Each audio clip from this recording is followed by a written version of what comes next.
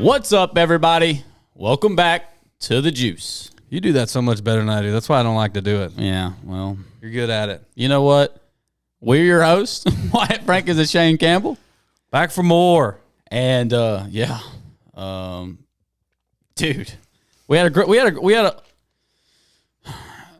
Speechless? a great episode with Derek Money on last time. We got a lot of great feedback from it, and we're just kind of learning as we go here. And we had a bunch of people like start to recognize the Juice, man, and that's awesome. Like we gained some more following, gained some more traction. Yeah, I didn't tell you there was a guy that came in the shop and he was from Minnesota. He's down here from Minnesota, and he's like, "Hey, is Shane or Wyatt here?" I just want to say, man, I'm really enjoying watching the Juice. I was like, "What?" Yeah, and I was doing an electronics trip not too long ago, and a guy saw me at the ramp, and he's like, I had no idea who he was, and he came up and he was just like, man, he's like, the Juice. Like he started yelling before he said the Juice. I was like, what?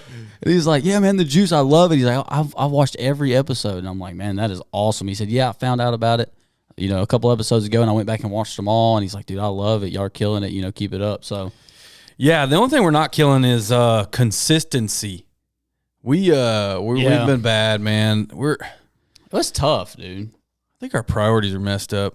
But we're doing this for fun. Really, this is just for fun, and where it goes from there, we don't know. So we're not putting any pressure on ourselves. Right. But I think the people that are listening are kind of starting to demand, like, hey, man, better tighten up because we're enjoying the show and we want to watch something every week. And and for those of you that didn't tune into the we did a live stream from the Juice podcast Facebook page, and it was random, we were fishing and having some fun, and we just decided to do it. And the engagement we got from that live stream, not posting before saying, hey, we're going live. We just kind of did it. Middle of a weekday. Yeah, and thankfully we did it at lunchtime, so that was, I think that's why we got some engagement there. But, we ended up with like 60 comments on the dang post and a bunch of 20-minute live video. Yeah, for and not announcing it. So, man, I just want to say I appreciate it. I know Shane does too, and just to know that we're getting some traction is awesome. And like we said, we originally started this just to have some fun, and hopefully we're going to be a voice that is heard. And like we originally started this deal just to give a platform for people to come on here and tell their stories. And that's what we do. We allow them to come on here and tell their stories and learn more about the industry as a whole and learn all kinds of things about it.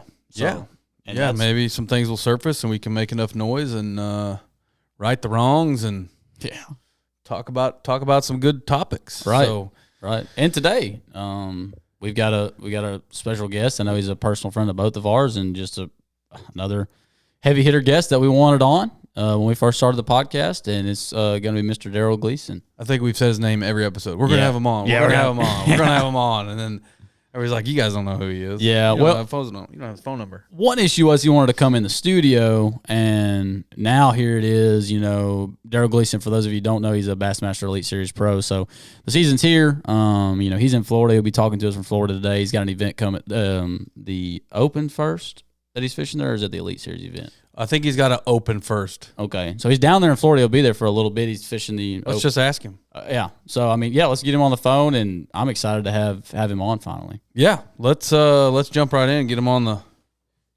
horn here. He's a funny, funny cat. He is. The Silver Fox. Yes.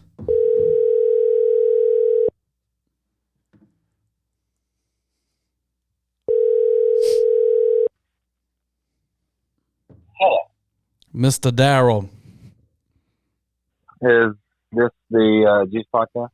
Yes, sir. Welcome. The one and only, my friend. Gosh, it's like the greatest, Greatest thing in my life. You've officially made it. You've officially made it. You kind of seen you on some other podcasts, but Kudos to you guys. Like no one ever thought of having a fishing podcast. So Hey, man. Okay. I'm proud of you. I got Better you. late. Be something one day.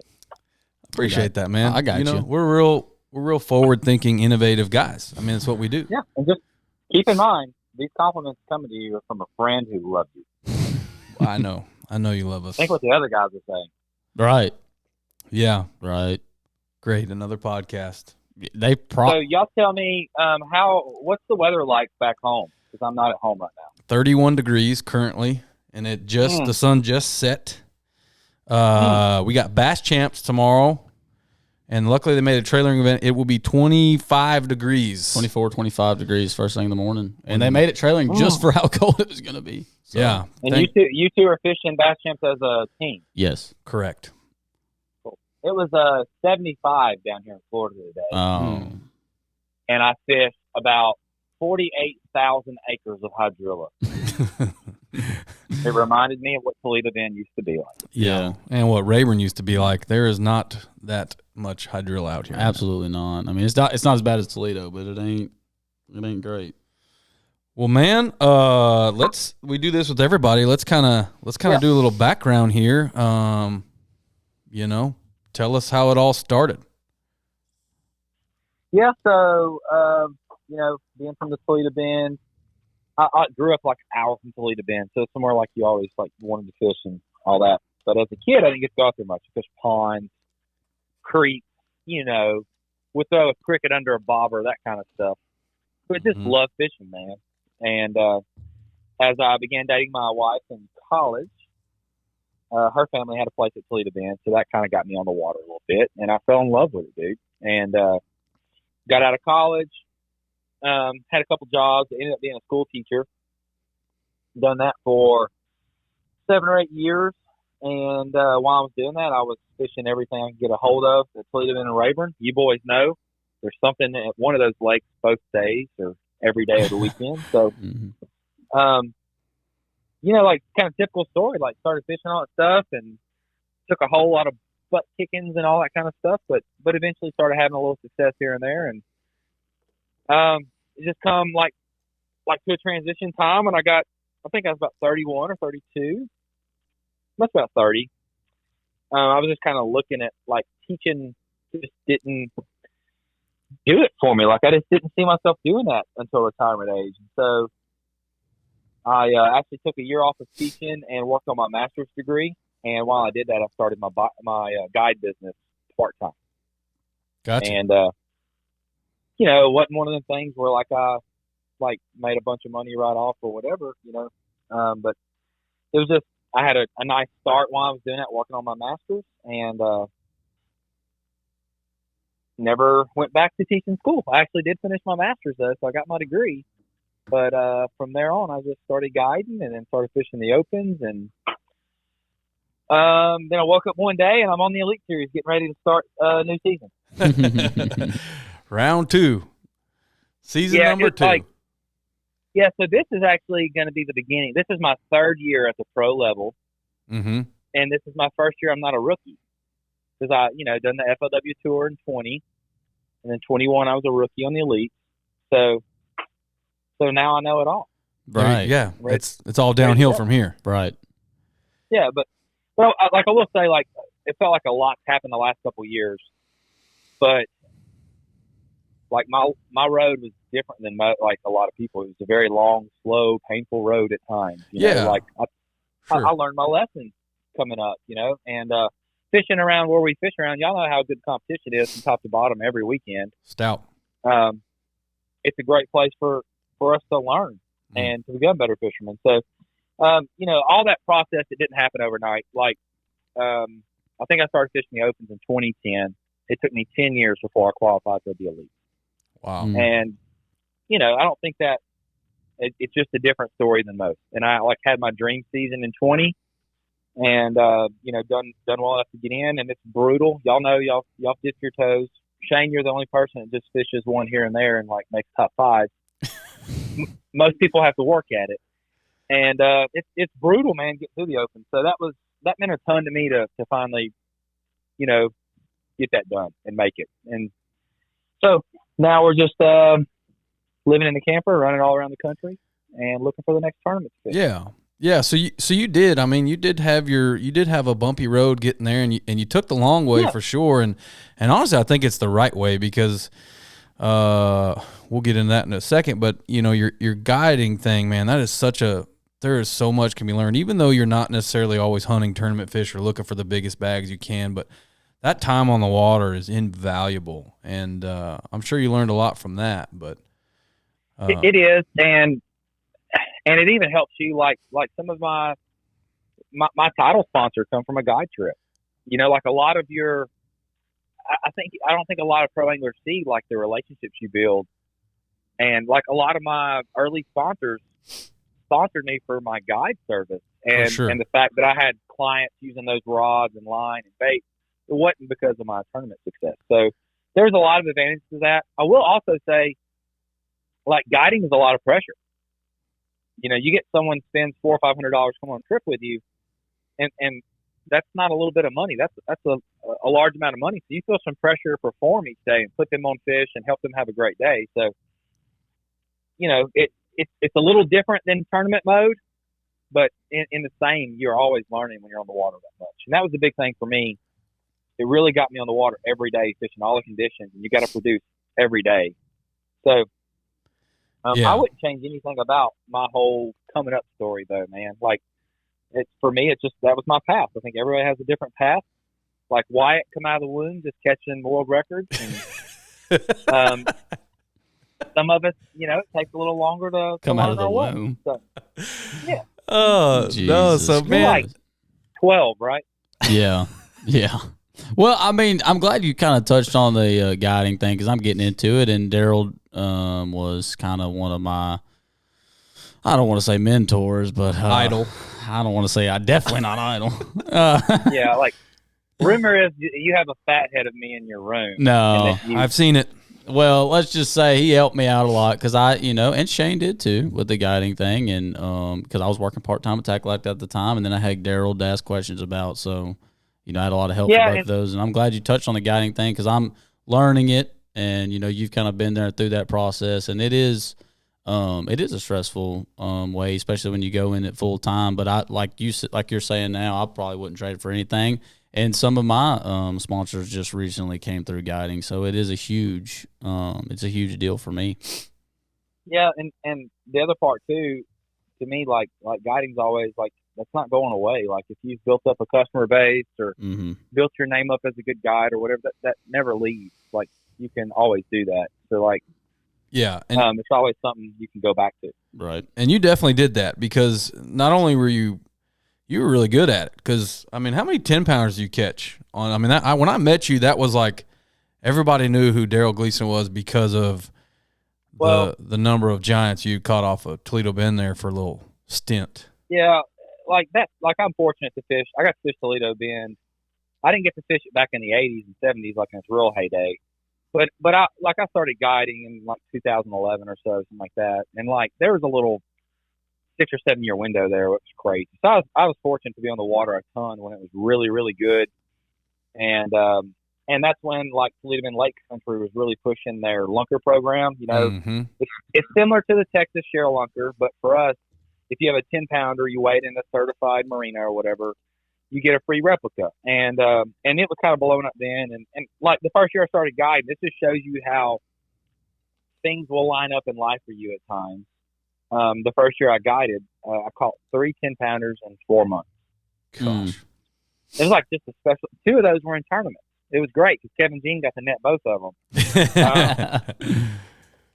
But you know, like stuff like that really that helped get my name out a little, but it gave me an opportunity, at least with people. Like I would get a first chance with people, and you just can't. You have to, like, to me, you have to be grateful. Wyatt, I'm sure you feel that now, man. Like when someone pays you, like that's a lot of money they're paying you, and so you really feel the pressure to like do all you can. So I was lucky early on to get some opportunities, and Toledo was so good at the time. Like I'd have been an idiot to mess it up. So, but I mean, I love the guiding part. It's actually something I missed the last year or two. I hadn't got to do as many trips as I have in the past. But yeah, and like Shane, like working with you guys, that's really, I think, like honestly, that's probably, y'all didn't sign me because of any tournament things. It's because I was kind of doing in my guiding world, and y'all knew I could, you know, shuffle business to you more directly than just promoting in tournaments, right? You were the guy. You were the guy to have on the team as far as guides were concerned in the East Texas, Louisiana region. For sure. But, yeah, that's something I'm like always proud of because I built that on my own. I didn't work with another guide. It was just kind of me. And like my wife was like, you know, if this is something you really believe you want to do, go do it.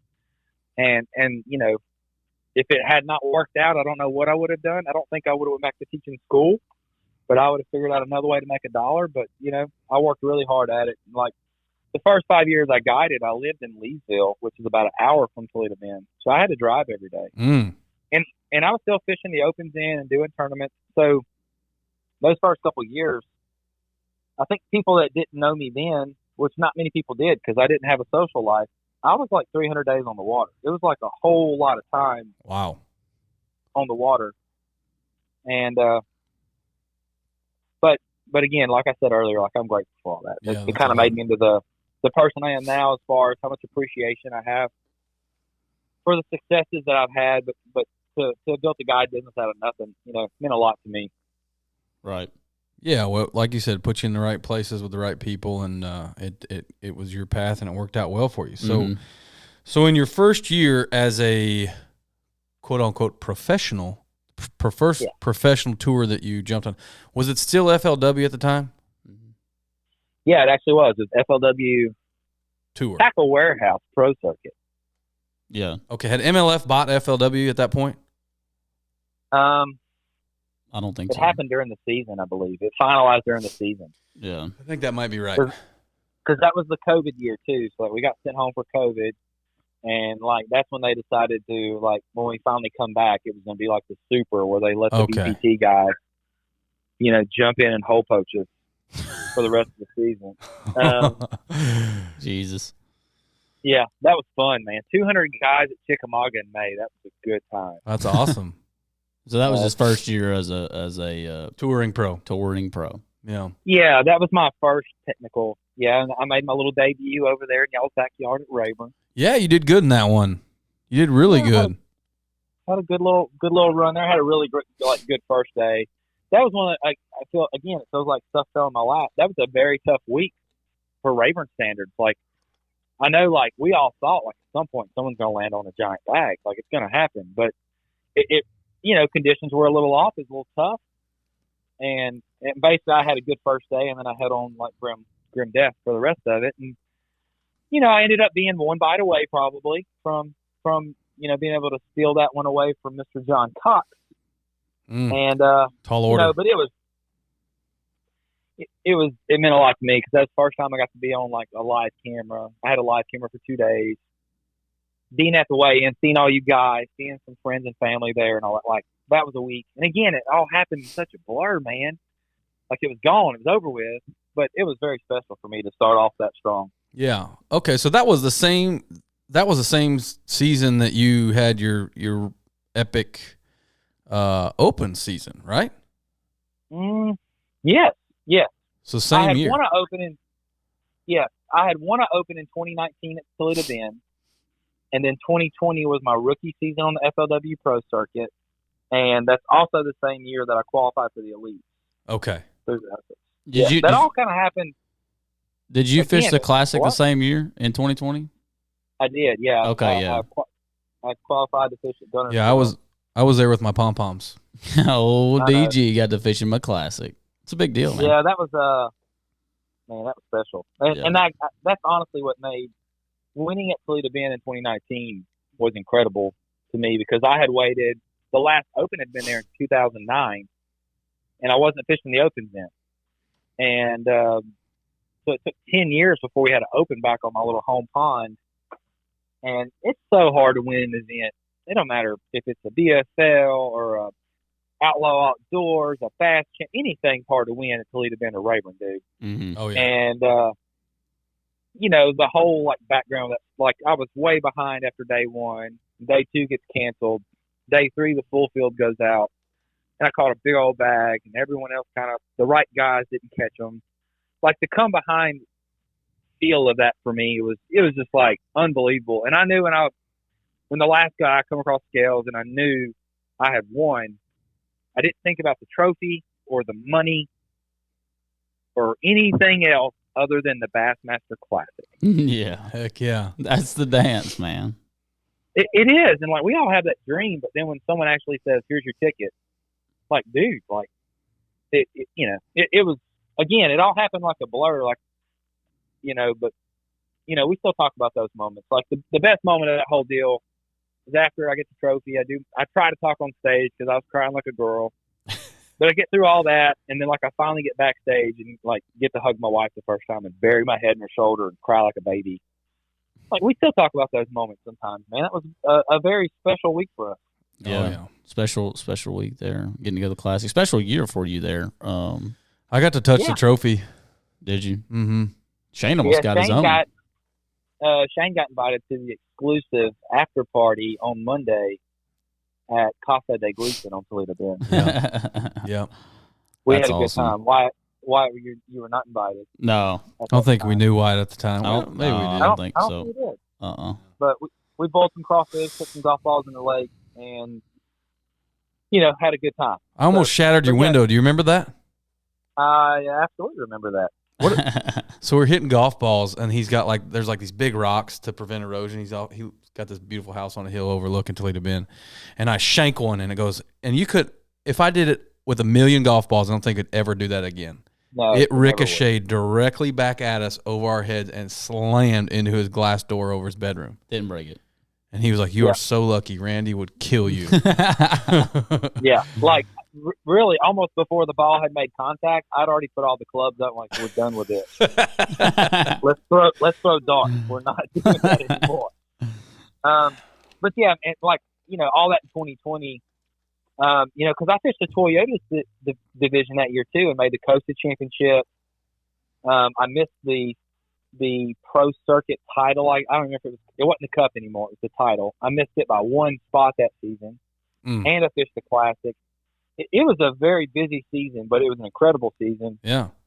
And somehow all that happened during all this crazy COVID stuff with us traveling around RV together. It was I don't know. It was wild, but it was fun. I love being immersed in all the tournaments. I love being on the road and just tournament after tournament after tournament. Like, you just stay in the mode a little better.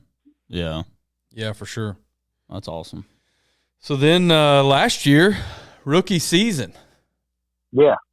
Of the Dream Elites, was your goal to always wanted to fish the Elites, right? Yeah, I mean, like when I first started paying attention to tournaments really hard was in around the time the Elite started in 2006, and so I kept up with all the FOW tour stuff as well. Like, I'm a junkie, I keep up with all of it. But yeah, the making the Elites was the big carrot, dude. And anyone that says that's not the carrot aren't being honest. Like, that's the carrot everybody wants to be on. And so qualifying was a big deal. Last year was my rookie season, and again, like a blur, it came and went quickly. And I've had some time to look back on it. I did not have the results I wanted to. I learned a lot. I feel like I'm trying to catch up with all these guys that have traveled around and fished all these places so much. I'm trying to catch up on the learning curve. Even I feel like the college guys, they've done more traveling than I have. Sure. Because for years, the Central Opens, we fished about 10 or 12 different lakes, the same stuff. Yeah. So last year was a big learning curve for me. It took some licks. I had some highs, but in the end, I didn't compete how I wanted to last year. And so we're looking for a little revenge tour this year. Yeah, absolutely. Yeah. So what was some of the learning curves, if you will, that you kind of look back on your rookie season and go, man, I learned so much here, there. So a lot of it, it's just fishing in general. Y'all know this. And a lot of the guys that are listening to this know what I'm talking about. The margin of success and failure in fishing is so razor thin. Like, it comes down to a couple bites. And I had 4 or 5 bites in the season, got away. Everyone does. But when you have a bad season, those 4 bites are amplified so large. Like, I lost a 4-pounder at Sabine with 10 minutes to go on day 2. And I finished that event somewhere in the huge. I would have called a 12-incher. And instead of finishing in the 60s, I would have been in the 20s going to fish day 3. And just those little things, but honestly, those are just part of fishing. But as far as some of the obstacles, it was looking at it now, it can be a little intimidating when you're going back to start at St. John's, where they've been 4 years in a row you've never seen. like those things mess with your head a little bit. All those guys have competed there 4 years in a row at the same time. Yeah. And so they know what they know. They know what all their buddies have told them, and they know what they've seen other guys doing on the water. And there's a whole lot of knowledge you feel behind on. So, I mean, there was some of that like kind of went on. And then also, you know, like a lot of the guys have little posses, you know? Mm-hmm. You feel like it's like junior high girl posses that like hang together. Do they have like, honestly, do they have like gang street names? No, there's no cool gang street names that I know of actually. But since I'm not in one of those posses, there might be. Maybe, I don't know. There might be a handshake too that I don't know about. But no, you just have some of those guys that like through the years have paired up together and they share info in practice. Sure, so, travel partners and stuff like that too, right? Yeah. I mean, it's completely legal, like good to do. Like, and I actually have done that in opens with buddies and things like that. It can be a good thing to do to have someone you trust to work with a little bit, because it helps you break down your practice quicker. But you know, not having that necessarily, like I talked to a few guys a little bit, but not having someone you're really 100% going back and forth with, you just kind of at times, like in practice, like 3-4 hours into practice, I hadn't had a bite. And you know that someone in one of them groups has caught them, they told everybody, and they're all catching them everywhere, you know? Yeah. So, you know, like going into this year, like I'm just going to do what I do and not even think about that crap. Yeah. Like all that gets a little overwhelming, and the fishing is already hard enough that I think it's going to be more conducive for me to worry about what I'm doing and not worry about, like, you know, if I go 4 hours without catching one, then good. I caught a whole lot of water, probably a whole lot of bait, and I'm getting closer. You know what I mean? Yep. Yeah, I mean, and then the level of competition already at that level, at the elite level, is crazy. And then for the have, I could just see really the rookie season is so tough. You know, I've thought about it. You know, looking into it like that, man, your rookie season is so hard to overcome, and the elites only guarantee you 2 years. Is that right? Right. And so, it is. And after you string together like I started off okay, and then my next event I did poor, and then the next event we were at Pickwick and it flooded out, zeroed on day one. Like one of the like lowest moments of my life was pulling up the weigh-in, calling my wife, and she's like, "Is your bass track wrong?" I'm like, "Nope, go get the truck, go to the back parking lot, baby." Drive around to the other ramp. Like, we got a goose egg. Yeah, you weren't the only one in that derby though. There was some hammers at zero on that one. No, there was some carnage there, but still at this level, the guys are so good. Like you just can't have those days. And I mean, it does happen. I think it's happened to most people, but yeah, at this level, dude, like you, and even at the pro circuit level, there's so many good anglers at that level too. Like there's no hiccups, dude. Yeah. But y'all know, I mean, it's the same thing back home. Like. You fish the BFL and you have a bad 2 hours, you make a couple bad decisions. Over. That little margin is going to kick your butt every time. You got to have perfect days on the water. Yeah, to do well. And don't make mistakes. So one of the things you just kind of touched on, you talked about the pro circuit. This is something that I wanted to know when we were coming in and talk to you about this, because you fished the opens level, you fished Toyotas. Well, I mean it was Costas, but now fished it all. Toyotas level. You fished the pro circuit. Now you fish the now you're on the elite series. What is that level of competition like, you know, from comparable from the opens to the tour to the elites? I mean, how does that all – obviously you have great fishermen in all of them, but I mean – oh, absolutely. I think it's kind of – well, go ahead. I mean, in each one, like to me, the larger the field you have, there's always going to be a few weaker guys in that field toward the bottom. Your top-end guys are going to be top-end guys. Mm-hmm. Yeah. But even like working your way through the open, it's hard to work through that many anglers, whether they're catching them or not. That's a lot of anglers on the water, 225 guys. And you got to maneuver around all that, figure all that out. But no, I would say at the top level at all of them, they're great. There are so many, there's a ton of anglers live within an hour where y'all are sitting right now who could be fishing these tours. Whatever has happened in life hasn't let it, worked out for them. Mm-hmm. But as far as their natural ability and want to, there's plenty of great anglers at all levels. I just think a lot has to work out for you to move up. But no, like even at the pro circuit, like it's a pretty deep field, dude. Mm-hmm. Like the year I fished, especially when they bumped us up to 200 anglers, and 60 of those or 50 of them, how many it was, were BPT guys. And then on top of that, you had the guys that fished the FLW Pro Circuit for years. So many young guys now coming up. I mean, y'all know you can't get anything now where it's not brutal. But I think it's always been that way because coming up, I remember fishing very small tournaments at Rayburn, 40, 50 boat tournaments. And like Chris McCall, Clayton Boulware, Dickie Newberry, like those guys would show up and take your lunch money. Mm-hmm. So like I've been raised on butt whooping. So, fishing against scary guys, like I saw someone said like a quote the other day, like, if you're the smartest guy in the room, you're in the wrong room. Mm. Okay, I didn't realize that's kind of been my mentality with my fishing career. I don't want to be the best guy in the room. I want to be around guys that kicking my butt because it makes you better. Mm-hmm. Yeah, no, I like that. I could come beat you and Wyatt at Rayburn any day, but that wouldn't be fun. That's a mistake. That's not making me better, That's a mistake. Oh, he could. No, I probably could. Oh, we got to open in October.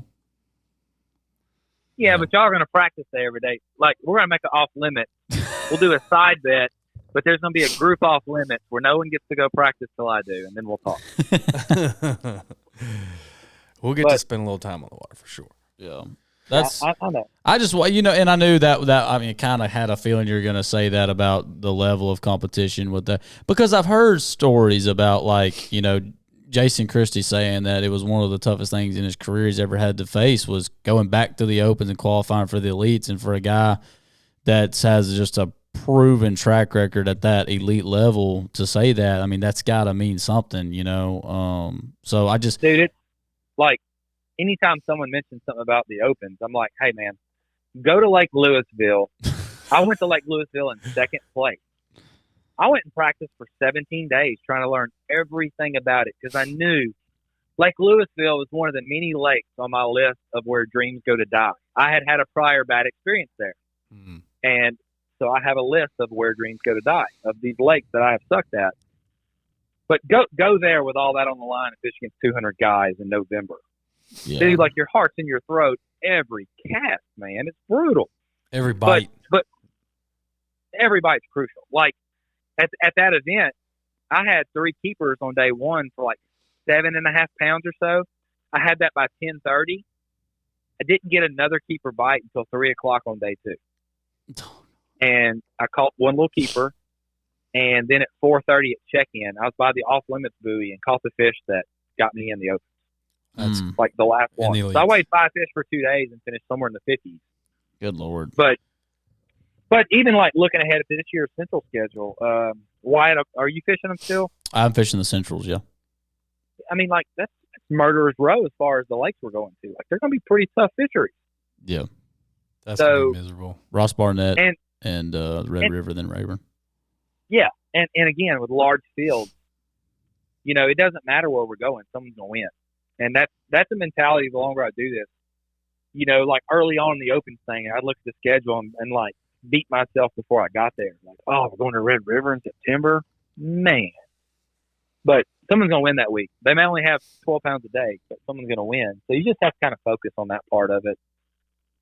That's a good point. And just trying to get better every day, Yeah, and I think the old saying, it's you against the fish and not you against everybody else, it still holds true. I mean, and it does to an extent, but it's also the twist I put to that is that every Open, you can go figure out the fish on a little community point, but that is not going to play by day one of the Open, dude. Them boys are going to find it. Yeah. A lot of them's going to like go catch plenty of Facebook fish and catch them during the week. And so it's brutal. Like you got to find very special stuff. So, but like I said, like my whole thing is at every level. Like I remember when I moved up to the BFL, dude, I wasn't ready for that, and I got my butt kicked a lot. Them boys give you no mercy around the house. But for me, it was always about being better. I wanted to challenge myself and fish against people better than me because I feel like it pushes you to do things you didn't know were possible. Like 10 years ago or 12 years ago when I started guiding and doing all this stuff, I never would have thought that I would have fished the Bassmaster Classic and be in the Elite Series. Like it's a dream come true. Right. But it's only because of the scar tissue you go through all those years of taking your butt kicking, like that allows you to push yourself to get to that far, Right. Sure. So I want to ask you this. So you've always kind of been known as an offshore guy, great with electronics. You do an excellent electronics course, and so that's kind of been your forte. So, and you probably brought that. I'm assuming you kind of brought that skill set to your rookie season. I mean, now that you got 1 year under your belt, you feel like you need to push yourself to kind of out of your comfort zone more, or are you kind of more the angler like, I'm going to stay strong in my wheelhouse so that when one gets teed up and it's in my wheelhouse, I'm going to crush that tournament. I mean, how do you feel about that? You have to catch them every day wherever you're at. Sure. Like we have 2 events starting in Florida. There's not going to be a whole lot of deep offshore structure games going on. You know what I mean? So, yeah, I mean, you have to fight. Like, I want to use my electronics and do those things you're comfortable with, but bottom line is you got to catch them every day. So you really have to kind of learn to quit thinking about what you like about fishing, and you think about this seesaw. On one side of the seesaw is another butt whooping, and on the other side is diving around doing something shallow you don't want to do, but you catch some fish. You see what I'm saying? Mm-hmm. So I'm trying to force myself on that side of the seesaw more than I have. Some of that stubbornness is like why I won the Open at Toledo Bend, because I was so stubborn offshore.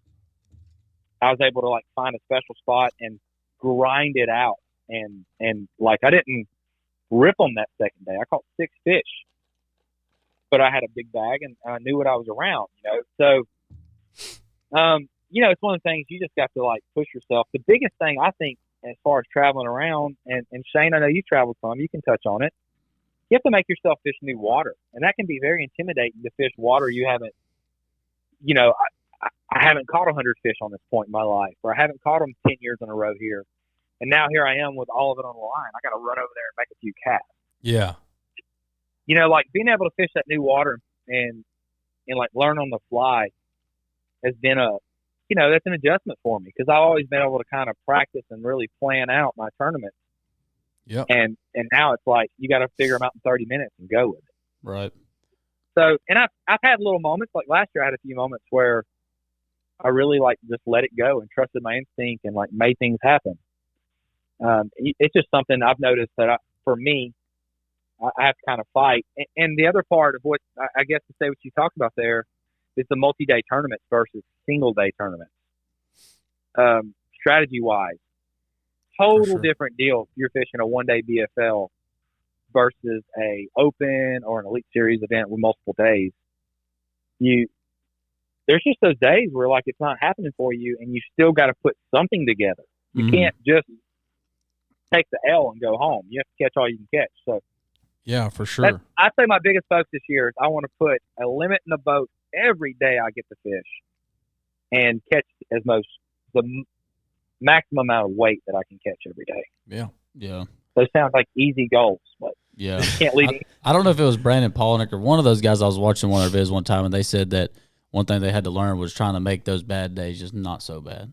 Just learning how to survive when it's not going your way. Right. It's hard when it's not going your way to somehow get through that. Right. And catch them. Mm-hmm. So, but we're ready to go. We got a very full season fixing to happen. We got a lot of events. Yeah. So let's talk about the future of bass for a little bit. I know you and I have had some conversations. There's still a lot of things up in the air, but one thing we do know is they're shuffling around some numbers. They're trying to figure out some things. So last year, how many were on the elites compared to this year? How many did they cut?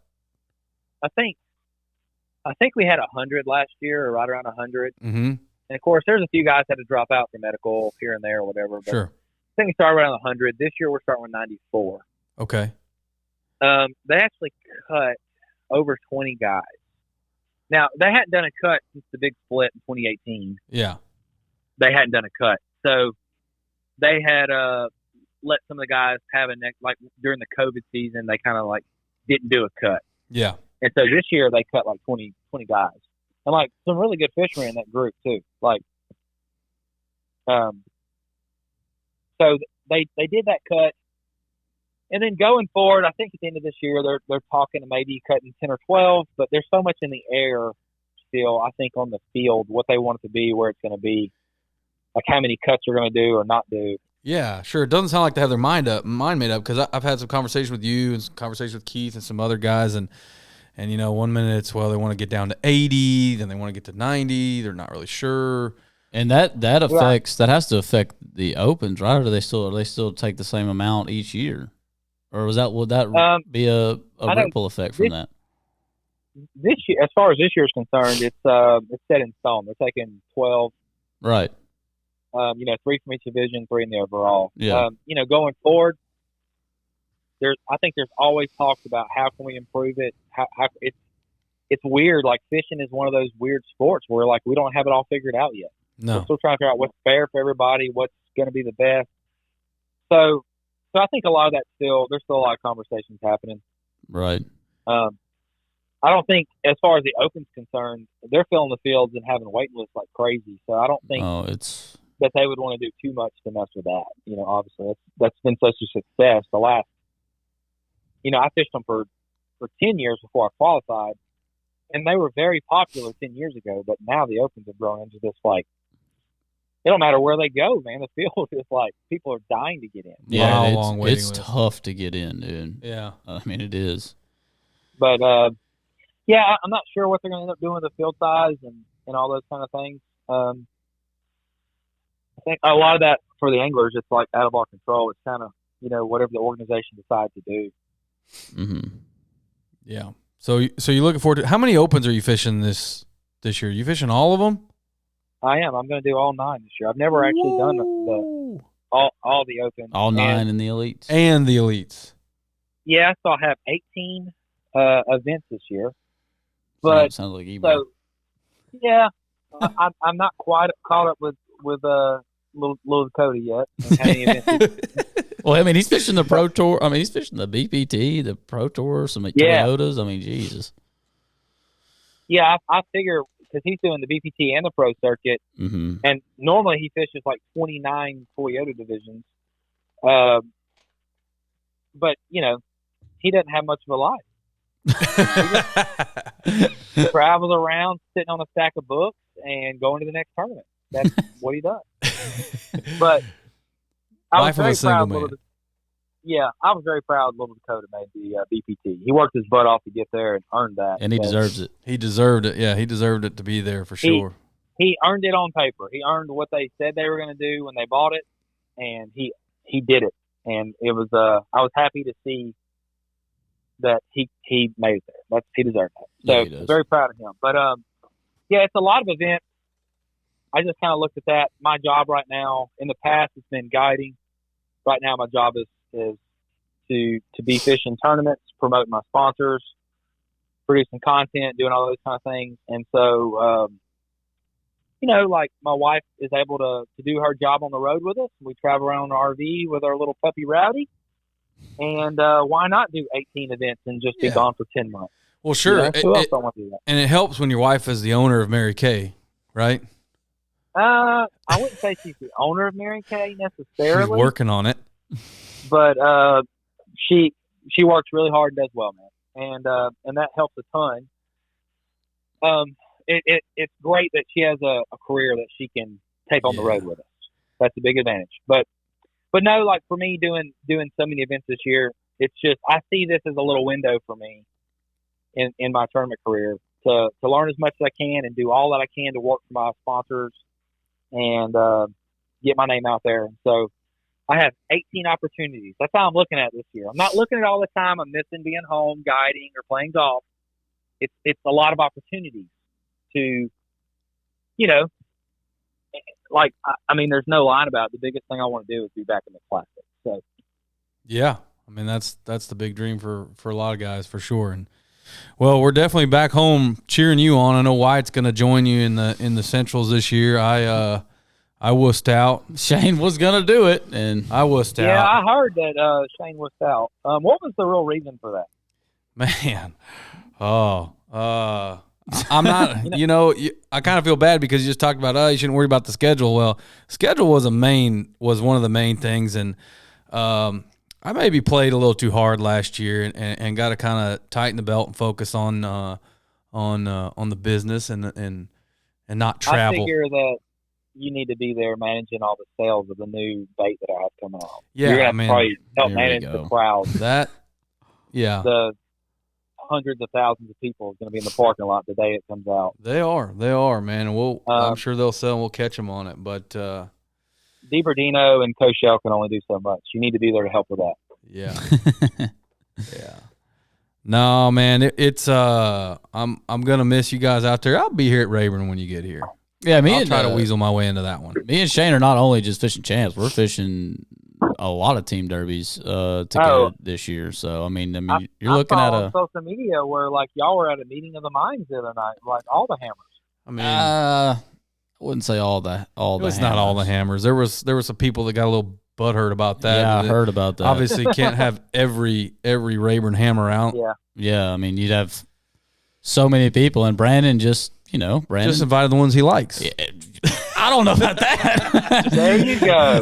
See, that's juicy. I think Brandon just is didn't say that. I said that. He's a fan of the freaking sport, and he's a fan of Rayburn. You want to talk about a fan? That dude is dude, insane. He was like, Albert walked in, and he's oh, dude, Albert Collins. He was two-time World Series champion. Is like looking at Albert Collins, like, man, there he is, Mr. Wrangler himself. But that's cool, dude. Like we've all had that moment. Like I used to feel that way when I get to a tournament and I see Dickie Newberry or Tommy Martin. Like, yeah. That's what's cool about being in our area too. It's like there's so many dudes that catch them, and we're out there getting a fish against them. It does mean something if the few times in your life you beat them. It does mean something. Yeah, and it does. I ain't gonna lie, I'm a little butthurt that I'm not at home fishing local stuff, and there's this like giant tournament coming to Rayburn. I kind of wish I was there. And there's a whole storm coming. Yeah, there's a whole Brandon Belt fishing tournament series storm. Yeah, he's got some big plans, man. That's gonna be cool. But I mean, they're not gonna make it where like pros can't fish it, huh? No.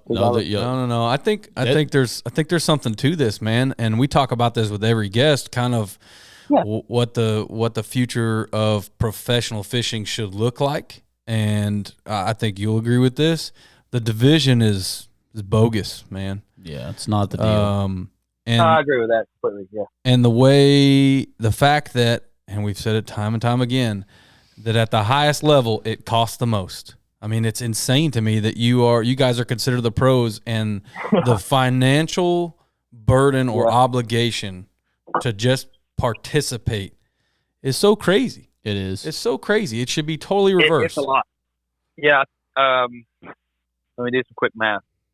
I think I'm about $65,000 in entry fees this year. God, just entry fees, not travel expenses. Not travel, gas, tackle, all those other crazy things. Which in the reality often exceeds the entry fee by a large margin. That's just disgusting. Yeah. 65,000. Especially by tackle. I do. Y'all seen what I do in the store. I'm pretty brutal on tackle.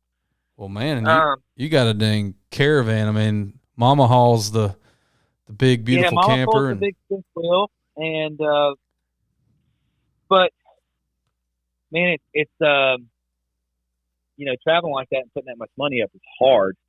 But there's a bigger ceiling for you. But I agree. Like compared to other pro sports, we're just behind. Like there's no other way to, like, we're behind. We're doing it backwards. Mm-hmm. There's a lot of things going on that's not kosher, and like how some of the money is distributed and things like that. Yeah. But I've been paying attention to pro fishing now for about 15 or 18 years or so, and it's always been that way. Yeah. Yeah. Even with all the changes. Yeah. I think went on. I think no one's got it right yet. We talked about this with kind of in the B-Rob episode. The division and the sponsorship dollars being spread thin that's going to happen. And I think kind of what we just touched on with Brandon is he's going to kind of bring a new dynamic to the tournament fishing world, and it could be something big. I think he's going to shake it up enough to kind of get some attention, make enough noise. But that's kind of what we're trying to do here. Yeah, exactly.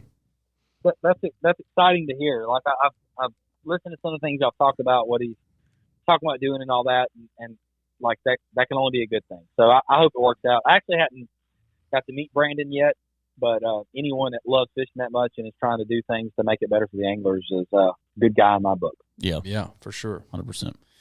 He needs to next time invite the whole room, like fill it up with all the hammers.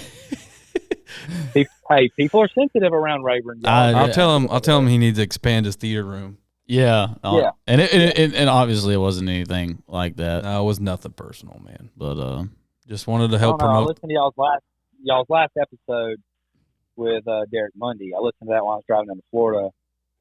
And y'all got personal in that a little bit. whoa. Oh, there was Easy. it was not personal. It was not personal. There's some shots being fired. There's Whoa. Pew pew. Once again, things like that. the juice is just a place for people to come tell their Come stories. on, tell the story. You ever got a story like that? You're welcome to tell them. Just a story. We're just here I've to never listen. actually had an issue on the water with anyone. Here we I know go. for a fact that's Here a we go. complete lie. See, this is a professional answer. Like 6 years ago, I'd have been railing on dudes, but now I'm like, no, I've never had a problem. We all get along great. Yeah. Yeah. Maintain that. Maintain Yep. that. Well, man, I don't want to let you go just yet. I got a little surprise for you, but I just want you to know we are rooting for you back home. Those of you that don't follow him, pay attention to the guy. Pretty funny, awesome family, awesome support system here, and No, I appreciate that. Like, still, we're talking about like the tour event. I still remember this was pre-COVID, of course, people, so don't freak out. But like our big tackle addict group hug, yeah, special stuff. I had big old Clint Fountain over there squeezing on me, little Easton Higley. Like, that meant a lot to have all you guys there and like share that moment with me because, you know, I mean, y'all seen the bumps in the road, and so when I had like a success like that, it was fun to share that with everybody because, you know, like your true friends are your friends when you catch them or you don't. And it was fun to share that with you guys. So. yeah, Absolutely. What kind of surprise you guys? Well, hang tight. We're gonna bring somebody in. This is a real pleasure for you. We're gonna bring in a little three-way call here. And I don't even know. Wyatt doesn't know. I'm in the dark. I'm excited. I'm not gonna tell him. So hang on a minute. I gotta put you on hold for just a minute, and we'll call this guy. Yep, go ahead, dude. All right, hold on. You ready for this, Wyatt? I'm in the dark here, guys. Not a clue who he's calling. We've never actually even done this on the show, so to incorporate I've been waiting to record this. We could do this. I'm like, yes, I'm doing it. there's no telling who this is going to be. All right, hold It's on. at the end here.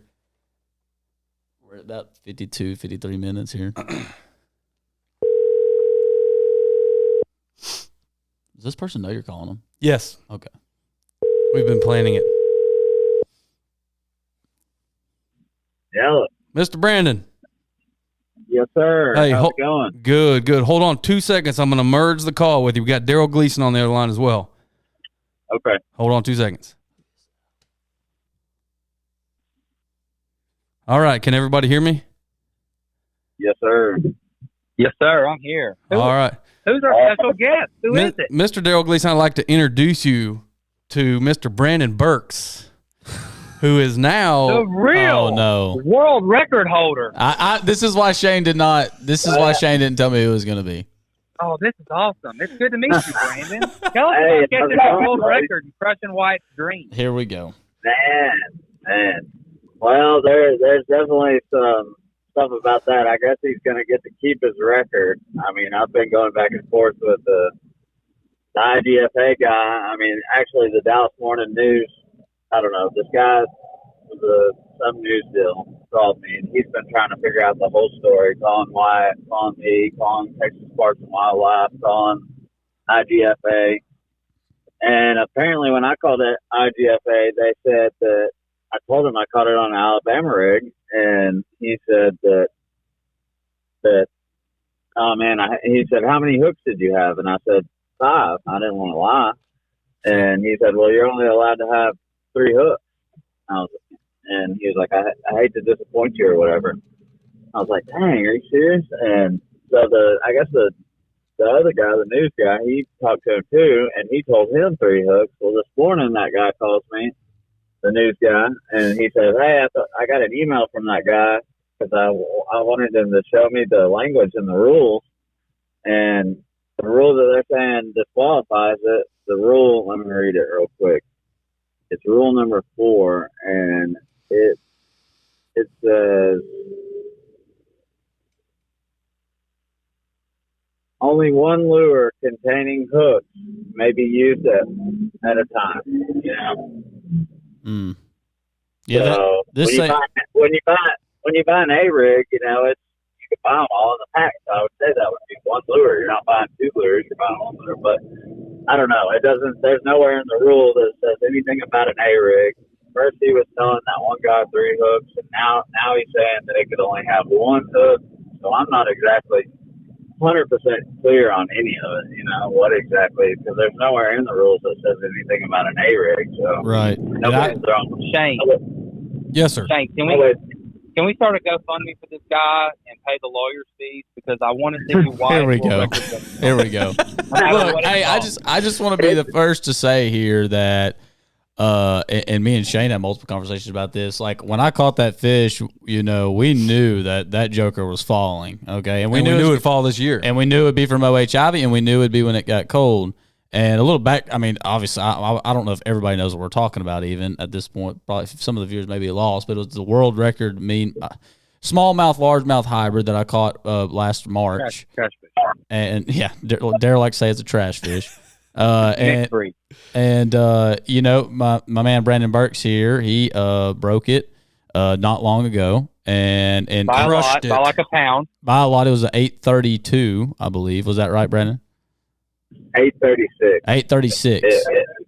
Until I waited on it, they had it in pounds and ounces, so right. 8 pounds, not 5.2 ounces. Right. I think it was, right. So he beat it obviously by a good margin, and it was crazy because I mean, me and Brandon actually discussed that night. We called each other on the phone and we had a discussion. Like, hey, he was just like, you know, what steps do I take? And I said, you know, you call the IGFA, wait till you get the results back from the Texas Parks and Wildlife biologist, and then you call the IGFA, you fill out the paperwork, and you certify it. It's no big deal. You know, I congratulate him. I was happy for him. And I don't know Brandon personally, but from what I saw, you know, I'm a guide and he's a guide, and he puts a lot of time on the water. So I was happy to at least, you know, it was by a guy who puts a lot of time in, and guys on OHIV doing forward facing sonar trips. And so I was happy to see that. And then when the guy, so the same guy that's interviewing Brandon called me just a few days ago, and he asked me, he said, man, what lure did you catch that world record on? And I told him what it was, and I was like, hey man, you know, I said, you're a little late to the story there. My record's been broken. You know, and he said, oh no, I know. The IGFA is not going to certify that guy's record. I'm like, you got to be kidding me. I was like, what happened? And he told me about the A rig, and I'm like, holy crap! I remember that was one of the first questions the IGFA asked me when I called them about this record. They asked me if I used an Alabama rig, and I said no. Why? And they said, well, we won't certify it if you did. And I totally we're not forgot. We're not going to let that stand. We're going to take it all the way to the Supreme Court. Well, he talked to the Texas Parks and Wildlife, and so now it's going to be the state record because Texas Parks and Wildlife rules are just state law rules, you know. Right. So yeah, the state record is going to be bigger. I don't know. I think it needs to clarify in there. I get what they're saying. You don't need to be putting 2 A rigs together, or people out in saltwater using spotter rigs, you know, or whatever. But you know, I don't know. It just needs to clarify a little more. It sounds like, man, so you can't catch a world record on a double fluke. You know what? Yeah. If it's one lure containing hooks, like. There's spinner baits that have more than one wire. You know what? You can't use a trailer hook. Like, and the IGFA's got some weird rules too. Like it has to be over 2 ounces to break it, which is kind of like weird too. Because if you beat it by 1 ounce, you still beat it. You know, I mean, if it's the dang record, the lake record, state record, obviously bigger, it needs to be the world as well. I mean, that's at the end of the day, that's the fact. Right. So don't worry, we're gonna fight this one. It is what it is, man. I feel like I've already gotten the glory from it. So yeah, man, it's a catch of a it's a catch of a lifetime. Welcome to the club. I mean, I was the first one to catch one of those. So. Yeah, Shane had it for about an hour. You know, I discovered the species, so you're welcome. Not really, man.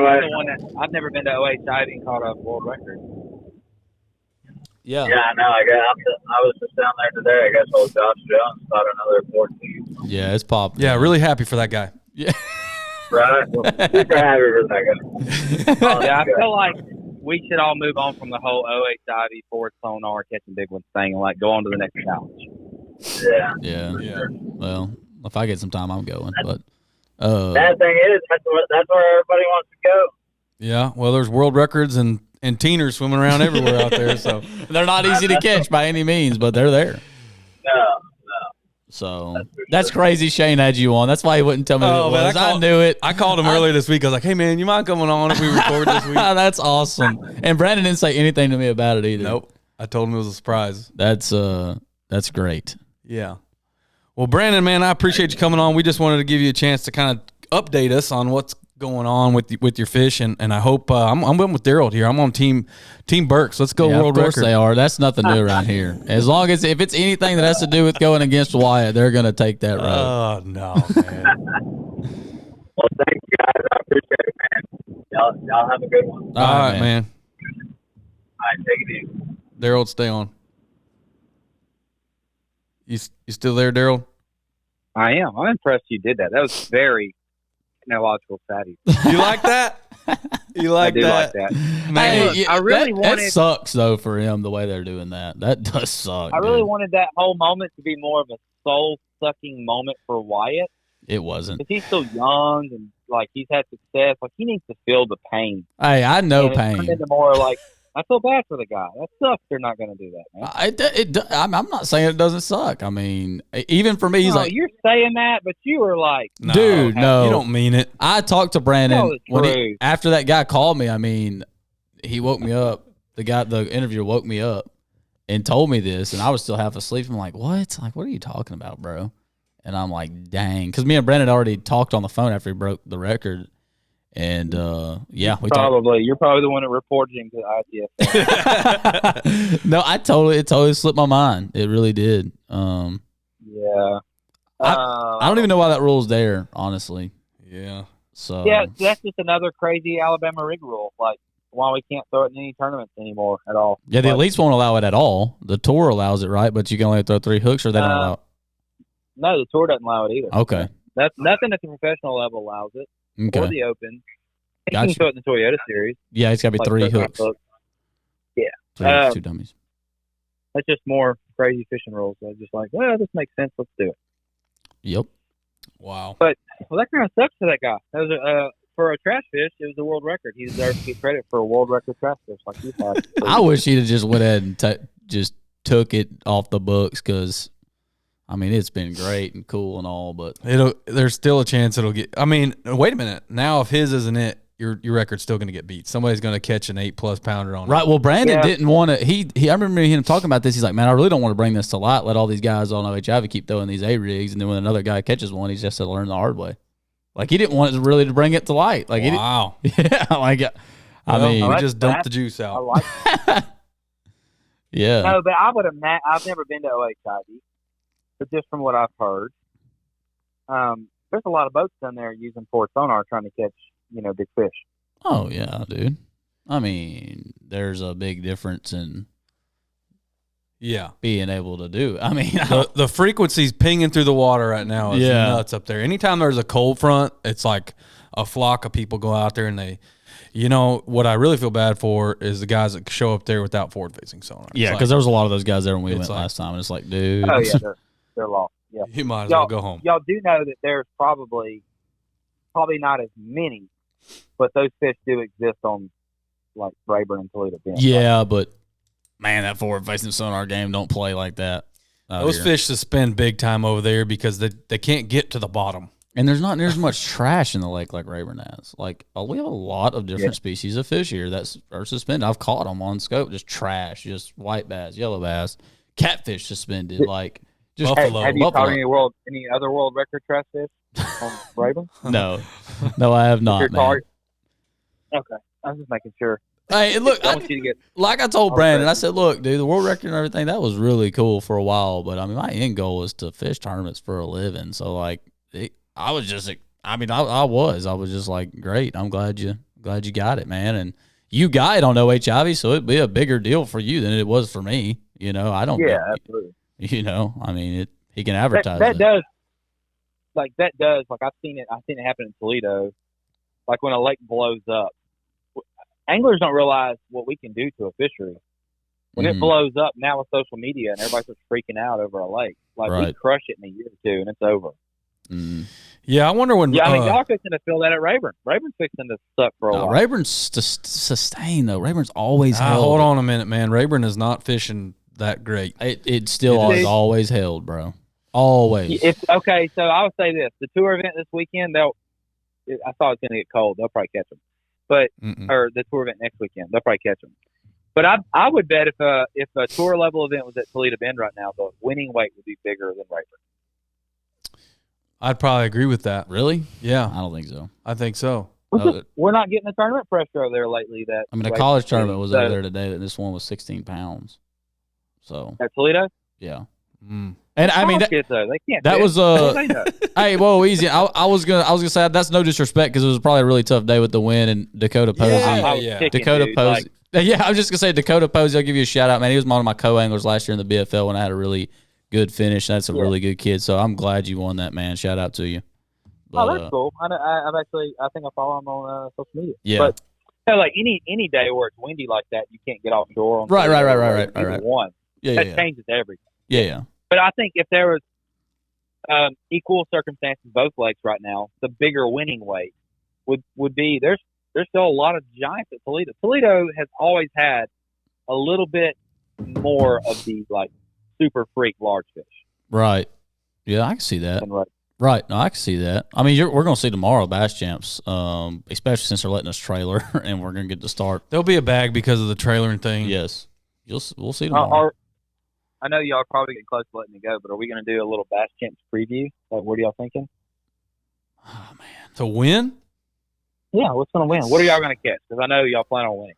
I'd love to win. Of course, we'd love to win, but somebody. Oh, will we see a dirty 30?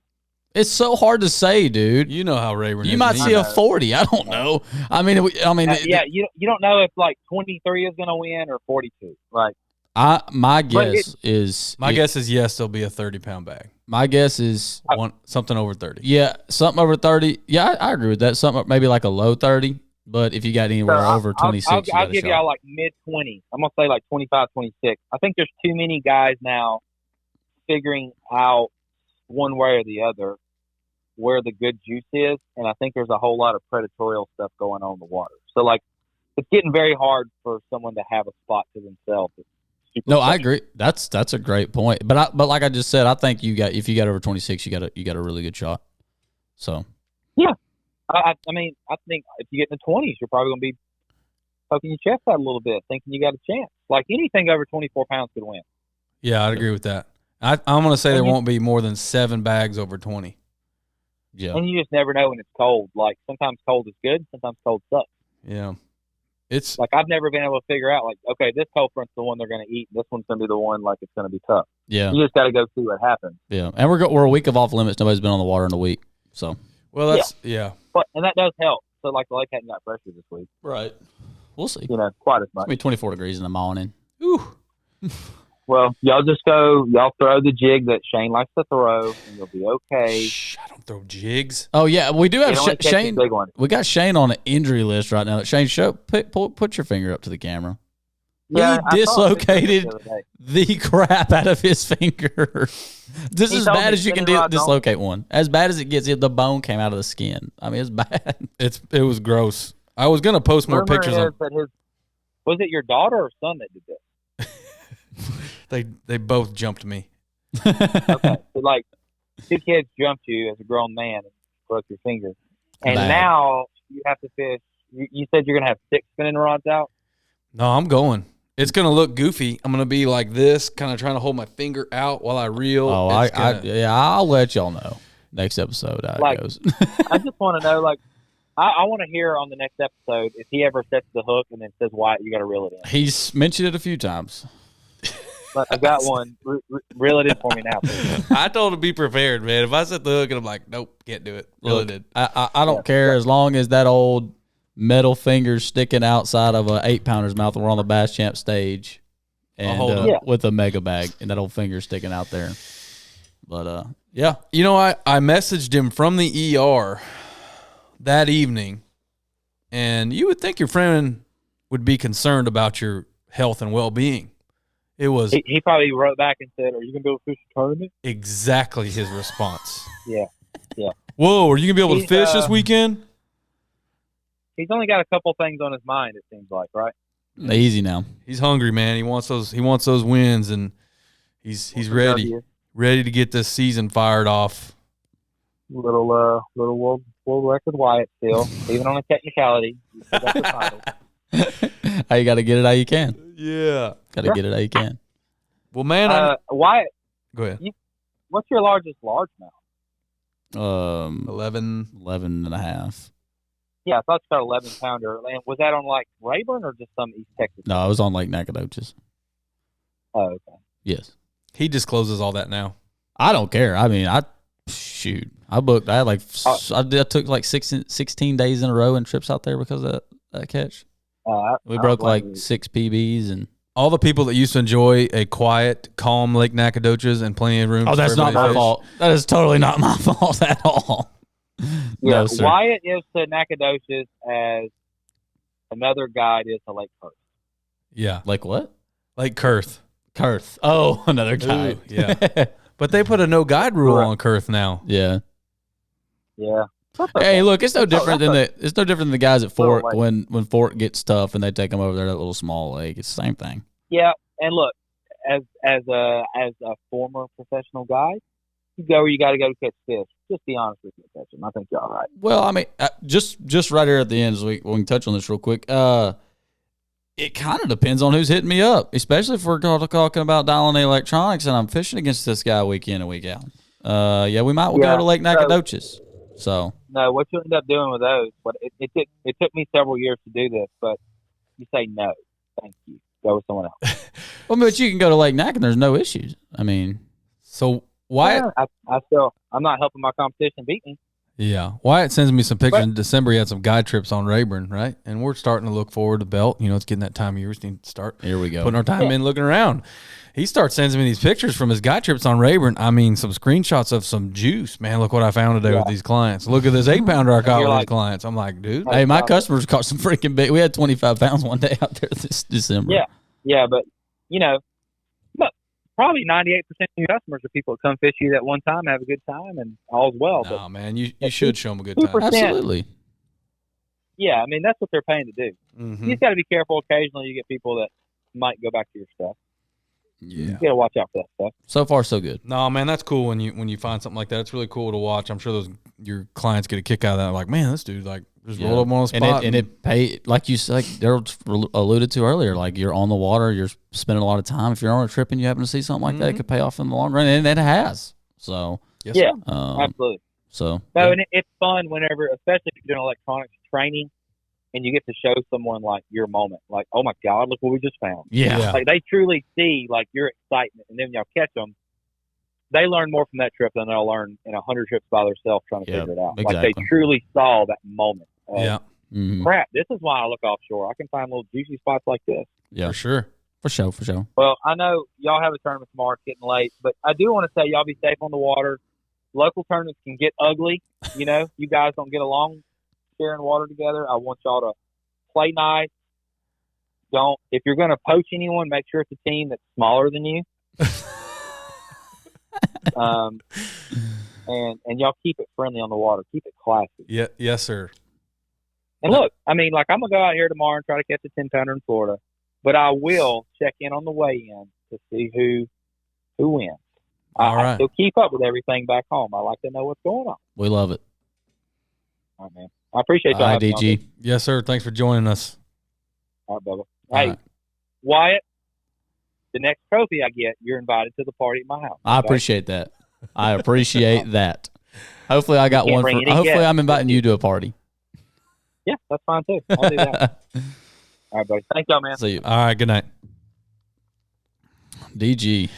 The Silver Fox. And we knew when we filmed this episode it was going to go over an hour. I mean, I kind of did. But yeah, he's a buddy, man. We have good talks with him. Yeah, and it's truly a guy that that has really just worked his butt off and never really took no as an answer. You know, everybody's got a different path in this sport, and some guys like Jacob Wheeler just freaking come out the gate swinging and they just don't stop. And then you've got the majority of the stories where you just basically you have to grind and never stop if it's something that you truly love, and he is that guy. He loves it. He's really good at it, and wish him nothing but the best. I think he's going to have a good season. I do too. I think he's going to win an Open. Wow, an Open or an Elite? An Open for sure. Okay, fishing that many of them, he's 9 of them. Yeah, he's got the chops to scratch out a dub, giving himself 9 opportunities like that. I feel it. Okay, I like it. I hope he does. I'm just not going to let him win at Rayburn. Right. Yeah, he kind of said something about that. But anyways, great episode with DG, man. Me and Shane mentioned, we did kind of mention that we went live the other day on Facebook, and we're going to start doing some more of that. We'll try to maybe make a post that says, hey, we're going to go live tomorrow around a certain time and have some more interactions there. And we'll go live with maybe a special guest or maybe just me and Shane. We don't know yet, but feel free to comment and interact, and we got some special things planned for the future, and the juice is going to just continue to grow. Yeah, we're going to try to tinker with live, figure that out. Hopefully we can go live next week. We wanted to try to do it tonight before Darold, and we're going to have Big Red on to tell a few funny stories about encounters on the water. He's got plenty of them, so we'll try to do that next week, and then also line up another show and another guest, and hopefully we just keep the momentum rolling, man. Yeah, absolutely. And as always, we appreciate all the feedback and the interactions we're getting from it, and we're just going to keep on keeping on. Yep. Till next time. That's it. See y'all.